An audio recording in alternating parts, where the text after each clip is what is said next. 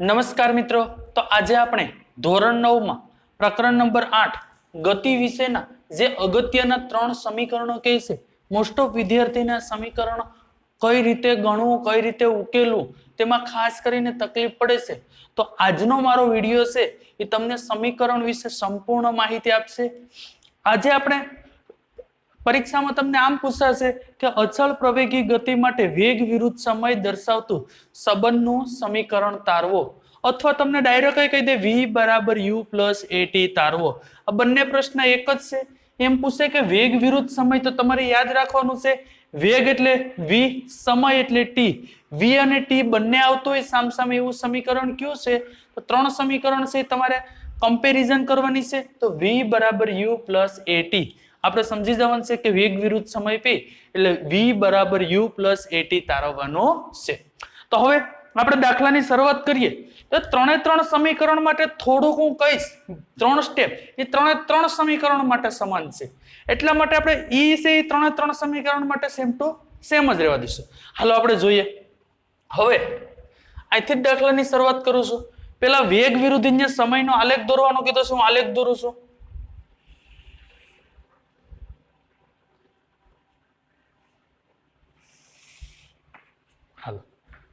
આલેખ સમય ક્યાં હશે? સમય છે સ્વતંત્ર રાશિ છે, એટલા માટે x ઉપર આવશે. તો અહીં લખું સમય. સમયને શું કહેશું આપણે? t. અહીં શું આવશે? વેગ. વેગને શું કહેશું? v. સમયનો એકમ લખવો હોય તો એ જ થશે સેકન્ડ. વેગનો એકમ લખવો હોય તો મીટર પ્રતિ સેકન્ડ. હાલ હવે એને એમ કીધું છે પેલું સમીકરણ ખાસ યાદ રાખવાનું છે, ગોખવાનું નથી. અસળ પ્રવેગી ગતિ, તો એનો મતલબ એમ થાય ઓલરેડી એનો પ્રવેગ છે વધવામાં જ હોય છે. હું ઉદાહરણ આપું છું આ આકૃતિ સમજવા માટે. ધારો કે આપણું બોર્ડ છે, હું અહીંથી ચાલવાની શરૂઆત કરું છું. અહીંથી ચાલતો ચાલતો તમે મને અહીં સુધી જોઈ શકશો, કારણ કે આપણે કેમેરાની લિમિટ છે. હું અહીંથી આગળ જઈશ, કેટલી સ્પીડ હશે એ તમે જોઈ શકશો નહીં. તમારી શરૂઆત અહીંથી થઈ હતી, અહીં શરૂઆત પૂરી થઈ. બીજું ઉદાહરણ આપો. દાખલા તરીકે કોઈ પ્લેન અહીંથી નીકળ્યું. હાલો આપણે નાનું રમકડાનું જે આપણે મેળામાં મળે છે એ પ્લેનની વાત કરીએ. આપણે ઉડાડતા હતા, પ્લેન અહીંથી નીકળ્યું, તમે અહીંથી ઓબ્ઝર્વેશન કરવાનું ચાલુ કર્યું, તો આ તમારો સમય શું થશે? t બરાબર 0 સમયે. પણ 0 સમયે એનો વેગ તો હતો જ ઓલરેડી થોડો, કેમ તે ઉડતું ઉડતું આવતું હતું. તમે તો અહીંથી જ જોવાનું ચાલુ કર્યું છે, તો તમારો t બરાબર 0 સમયે ઓલરેડી આપણે વિમાનનો વેગ હતો જ, તેની ઝડપ હતી જ. તમે ક્યાં સુધી જોઈ શકશો? અહીં સુધી, કારણ કે ઈ તમારો શું થશે? t બરાબર t સમય.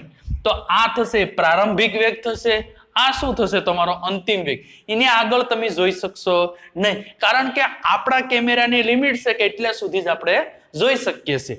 હાલો, તો શરૂઆતમાં એનો વેગ હતો, હું અહીં લખું છું.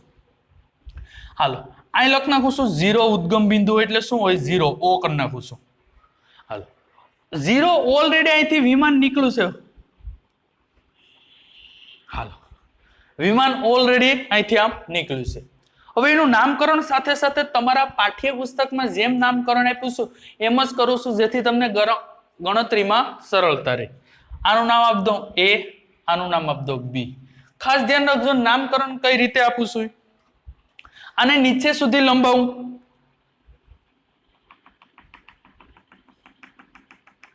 આનું નામ આપી દો c. જોજો a b c. આને હું અહીં સુધી લંબાવું, આનું નામ આપી દો d. જોજો પેલા મેં a થી b અહીંથી વિમાન શરૂઆત કરી છે. આપણો સમય શું છે? 0. t બરાબર 0 સમયે ઓલરેડી નો વેગ હતો, અહીં સુધી જ આપણે જોઈ શકશું. એ આપણો t બરાબર અંતિમ સમય. તો આને પ્રારંભિક વેગ કહેશો અને અંતિમ સમય, અથવા t બરાબર t સમય. હાલો અહીં આપી દીધું a b, પછી b ને અહીં સુધી લંબાવ્યો તો c, a ને અહીં સુધી લંબાવ્યો d. હજી હું આને લંબાવીશ, આને નામ આપી દેશું, શું આપી દેશું? e. a b c d e. તમારા પાઠ્યપુસ્તકમાં કદાચ કોઈને એમ થાય કે સાહેબ નામકરણ બદલી ગયું હોય તો આની જગ્યાએ બી ની જગ્યાએ કોઈ મૂંઝાવાની જરૂર નથી. મેં અત્યારે તમારા પાઠ્યપુસ્તકમાં સેમ એ માટે આપ્યું છે કે પાઠ્યપુસ્તકના આધારે તમે ગણતરી કરતા હોય તો તમને સરળતા રહે એટલા, બાકી કોઈ પણ જાતનો ફેરફાર નથી, કદાચ નામ કોઈ પણ જગ્યાએ અપાઈ જાય તો આલેખ તમને સમજાઈ ગયો છે. હાલો હવે હું આ ખાસ ધ્યાન રાખું છું, ટી બરાબર 0 સમયે આ એનો પ્રારંભિક વેગ છે, તો આપણે પ્રારંભિક વેગને શું કહેતા હતા? યુ. ને આ એનો અંતિમ વેગ છે. જો આ ટી બરાબર 0 સમયે એનો વેગ અહીં હતો, આ ટી બરાબર ટી સમયે એનો વેગ ક્યાં પૂગી ગયો? અહીં. તો એનો વેગ શું થશે? ઈ. તો અહીંથી અહીં સુધીનો અંતર ખાસ ધ્યાન રાખજો, અહીંથી અહીં સુધીનો અંતર એ પ્રારંભિક વેગ, તેને આપણે શું કહેશું? યુ કહેશું. ને અહીંથી અહીં આ વેગને હું શેકી નાખું છું, અત્યારે તો ઉપર લખી નાખું થોડો.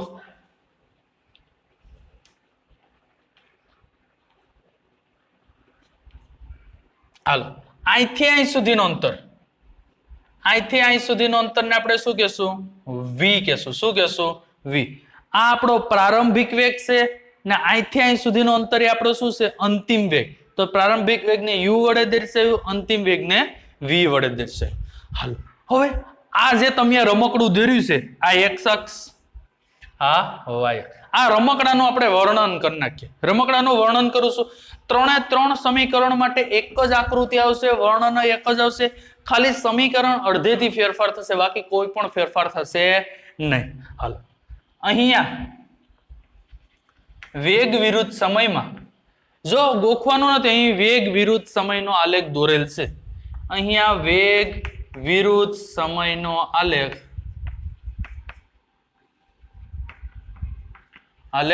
દોરેલો છે.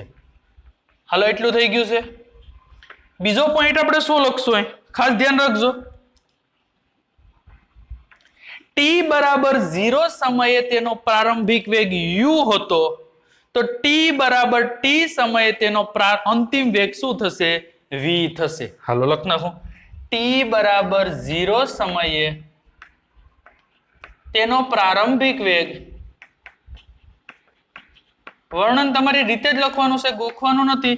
ટી બરાબર 0 સમયે તેનો પ્રારંભિક વેગ u હતો, પ્રારંભિક વેગ u હતો, અને ટી બરાબર ટી સમયે તેનો અંતિમ વેગ v થશે. તેનો અંતિમ વેગ v થશે. યાદ રહેશે? આ 3 માટે સેમ ટુ સેમ. હવે હું આને શેકીશ નહીં. ટી બરાબર 0 સમયે તેનો પ્રારંભિક વેગ u હતો, ટી બરાબર ટી સમયે તેનો અંતિમ વેગ કેટલો થઈ ગયો છે? v થઈ ગયો છે. એટલું યાદ રહી જશે. અહીં વેગ વિરુદ્ધ સમયનો આલેખ દોરેલો છે. ટી બરાબર 0 સમયે પ્રારંભિક વેગ u અને ટી બરાબર ટી સમયે તેનો અંતિમ વેગ v થશે. હાલો હવે આપણે જરીક નામકરણ અલગ રીતે પાડીએ. હવે ફાઈબાને આપણે જઈએ, આપણે નામકરણ માટે નામ કોણ આપણું પાડે છે? ખાસ કરીને આપણું જે નામ હોય એ કોણ પાડે છે? ફઈ પાડે. કોણ? ફઈ. હાલો આમાં જે તમને દેખાય છે હું અહીં લખી નાખું છું. હાલો એ ઓ, હાલો આકૃતિ પરથી હાલો શું નામ આવ્યું છે? જોજો ભાઈ, એ ઓ. હાલો એ ઓ, એની સામેની બાજુ કઈ છે? એ ઓ ની સામેની બાજુ ડીસી બરાબર શું લખી શકાય? જોજો, એ ઓ ડીસી બરાબર શું લખી શકાય? યુ લખી શકાય. હાલો યુ. બીજું જોઈએ આપણે.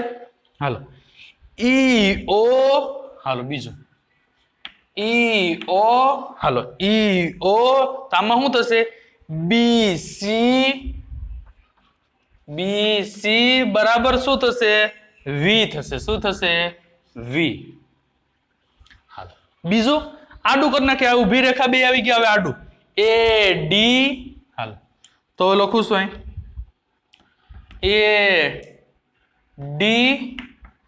એ ડી, તો સામે શું છે?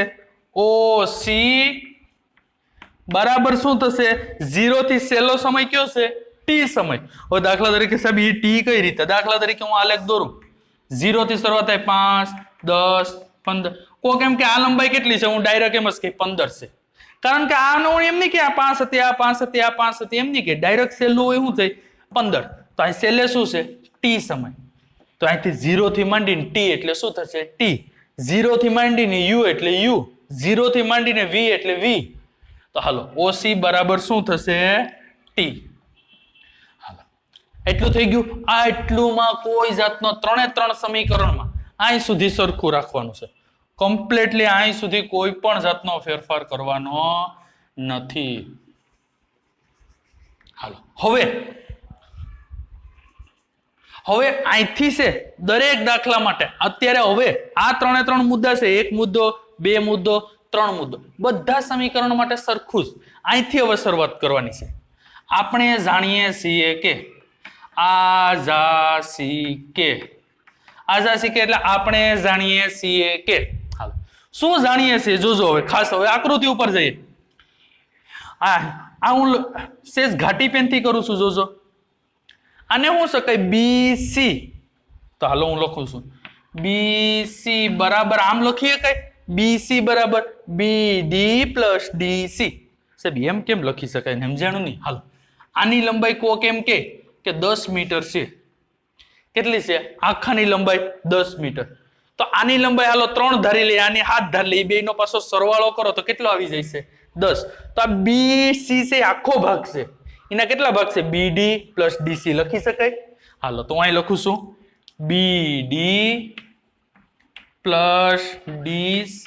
હાલો હવે આપણે ઉપર ફૈબાને પૂછવાનું, આ આપણે ફૈબા છે, હા છે ફૈબાને પૂછવાનું, આનું નામકરણ શું રાખ્યું છે તમે, તો આપણે પૂછતા જઈએ. હાલો ફૈબા BC નું નામ કઈ રાખેલું છે, હાલો BC કઈ, હા BC નું નામ રાખ્યું વિપુલ સાહેબ નો V. હાલો BD નું નામ, BD તો કઈ મને દેખાતું જ નથી, BD નું નામ નથી રાખ્યું, એનું પછી રાખી દઈએ, મોડું નામ રાખશું આપણે. હાલો BD. DC નું નામ શું છે U, તો અહીં લખી નાખું U. હાલો હું આગળ જોઉં કઈ મને V આવી ગયો, મારો U આવી ગયો, આ એક જ નડે મને. આની જગ્યાએ શું લખવાનું છે AT લખવાનું છે, એટલે મારું સમીકરણ શું થઈ જશે સાબિત.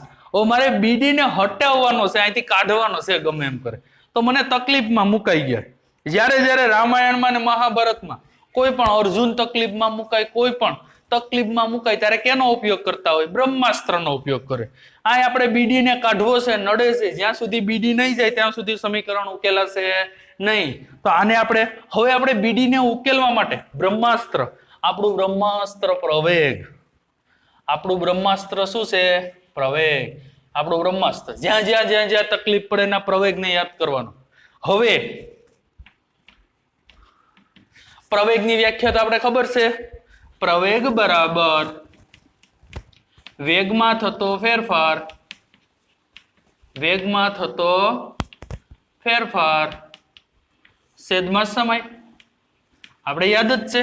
હાલ વેગમાં થતો ફેરફાર પ્રવેગને કઈ સંજ્ઞા વડે આપણે દર્શાવતા હતા, A વડે. તો અહીં લખું છું પ્રવેગને A વડે દર્શાવતા હતા. વેગમાં થતો ફેરફાર, પ્રારંભિક વેગ U હતો, અંતિમ વેગ V હતો. સાહેબ એમાં કઈ સમજાણું નહીં.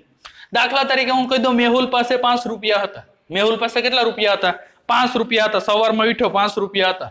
કોઈ મહેમાન આવ્યા એને 15 રૂપિયા આપી દીધા. મેહુલ પાસે કેટલા રૂપિયા થઈ ગયા 20 રૂપિયા થઈ ગયા. તો એનો મતલબ એમ થયો કે તમને એમ કીધું તફાવત ફેરફાર કેટલો થયો, તો તમે એમ કહેશો સાહેબ 20 માંથી 20 રૂપિયા થઈ ગયા, 20 માંથી તમે 5 બાદ કરશો, એનો મતલબ એમ થાય પ્રારંભિક માંથી શું બાદ કરશો અંતિમ બાદ કરશો.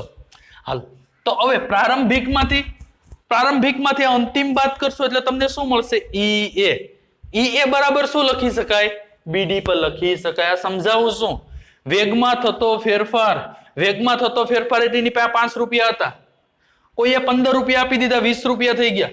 બાદ કરવું હોય તો મારે 20 માંથી 5 રૂપિયા બાદ આખા V માંથી U બાદ કરવો પડશે. હાસી રીતે આમ લખાય V - U છેદમાં સમય T. પણ V - U એટલે V આખું માઇનસ U આમાંથી બાદ કરી નાખો એટલે શું થઈ જાય EA બરાબર BD. તો હવે હું અહીં લખ્યું શકું સૂચના મારી નોંધ કરીને, તે V - U કહો તો એના બરાબર EA લખી શકાય ને EA બરાબર શું લખી શકાય BD લખી શકાય. આ બધું એકનું એક જ. V - U કહો EA કહો કે BD કહો બધું એકનું એક જ. કારણ કે પ્રારંભિક વેગ v હતો, એમાંથી u બાદ કરી નાખો, આખામાંથી એટલું બાદ કરી નાખો તો શું મળે? ea ને શું લખી શકાય? bd પર લખી શકાય. તો v માઇનસ u ની જગ્યાએ bd લખી નાખો. હા, લખી નાખો. અહીંયા આવશે a બરાબર bd ઇન્ટુ t. હાલો, મારે કોને કરતા કરવાનો છે? bd ને. આ ભાંગાકારમાં છે, આ બાજુ આવશે એટલે શું થશે? ગુણાકારમાં. તો હવે હું લખી નાખીશ bd બરાબર at. હાલો, સમીકરણ દેવાની જરૂરત પડી. આપણે સમીકરણ જો જરૂર પડે તો દેવાનું છે. આને 1 કહી દેશું, આને 2 કહી દેશું. ગોખવાનું નથી કે આને 1 સમીકરણ કહેવાનું, આને 2 કર. જરૂર પડે ના સમીકરણ નંબર દેવાના છે. સમીકરણ 2 ની કિંમત 1 માં મૂકતા હું અહીં લખીશ સમીકરણ 2 ની કિંમત સમીકરણ 1 માં મૂકતા. હાલો, જ્યાં જ્યાં bd દેખાય ને શું મૂકવાનું છે? at. તો હવે હું લખીશ v બરાબર bd ની જગ્યાએ લખ નાખું at પ્લસ u. હવે હું ક્રમ સરવાળામાં ક્રમનું મહત્વ નથી, u ને આગળ લો, at ને પાછળ લો. તો હવે શું આવી ગયું? v બરાબર u પ્લસ at. આ તમારું સાબિત કરવાનું હતું, v બરાબર u પ્લસ at. તો નીચે લખવાનું વેગ વિરુદ્ધ સમયનો સમીકરણ છે. વેગ વિરુદ્ધ સમયનું સૂત્ર છે જે સાબિત થાય છે. તમને મહત્વનું શું છે? આલેખ આ ને આ બધા દાખલામાં સેમ ટુ સેમ જ છે. તો પેલા નામકરણ કઈ રીતે પડ્યું? ab bc, આની નથી d, આની નથી e, એટલું યાદ રહી ગયું. અહીંયા વેગ વિરુદ્ધ સમયનો આલેખ દર્શાવેલ છે. t બરાબર 0 સમયે પ્રારંભિક વેગ u, t બરાબર t સમયે અંતિમ વેગ v થશે. વર્ણન થઈ ગયું. આનું વર્ણન જો ao તો dc લખી શકાય, એના બરાબર u લખી શકાય. જો બધું આમ eo એના બરાબર bc લખી શકાય, v લખી શકાય. ad એના બરાબર oc લખી શકાય, એના બરાબર t. આપણે હવે પેલું સમીકરણ તમારે ખાસ આ એક જ વસ્તુ યાદ રાખવાની છે કે bc બરાબર bd પ્લસ dc થાય. એના પછી કિંમત મૂકશો, જ્યાં જ્યાં તમને જરૂર પડે ના પ્રવેગનું સૂત્ર મૂકવાનું છે, જેથી તમને સમીકરણ જે મેળવવાનું છે એ મળી જશે. Thank you very much. જય ભવાની.